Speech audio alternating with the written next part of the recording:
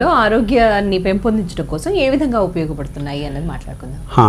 ఈ విషయానికి వచ్చినప్పుడు మనం గమనించాల్సింది ఏంటంటే ఈ 5 ధాన్యాల్లో అరికల్లో ఎముకల మధ్యను శుద్ధం చేసే గుణం ఉంది. సామెల్లో జననాంగాల్ని హార్మోన్ ఇంబ్యాలెన్స్ని సరిదిద్దే గుణం ఉంది. ఊదల్లో కాలేయం, మూత్రపిండం, ప్లీహం ఇలా లోపలి మెత్తటి అంగాల్ని, కొవ్వుతో నిర్మించబడిన అంగాల్ని శుద్ధం చేసే గుణం ఉందన్నమాట. కొర్రల్లో శ్వాసకోశాలు, నరాల్ని శుద్ధం చేసే గుణం.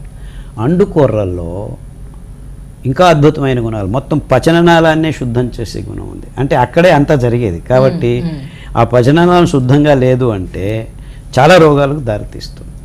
సో ఇలా ఒక్కొక్క ధాన్యంలో ఒక్కొక్క వైశిష్టత ఉండటం వల్ల, అంటే ఒక్కొక్క ధాన్యం ఒక్కొక్క అంగాన్ని లేకపోతే పలు అంగాల్ని శుద్ధం చేసే గుణం ఉండటం వల్ల ఆడవాళ్ళకి ముఖ్యంగా చాలా హార్మోన్ ఇంబ్యాలెన్సు, చాలా రకాలైన కల్మషాలు గర్భకోశంలో, అండాశయంలో ఇలాంటివి ఉండటం వల్ల దానిలను శుద్ధీకరణం చేసేదానికి సామెల మీద ఆ ఆహార పదార్థంలో ఇమిడి ఉన్న పీచు పదార్థం అతి అద్భుతంగా పనిచేస్తుంది అన్నమాట. అంటే మీకు ఆడవాళ్ళకి ఎక్కువగా వాడాల్సిన ధాన్యం ఈ 5 ధాన్యాల్లో సామెలు అని చెప్తుంటారు.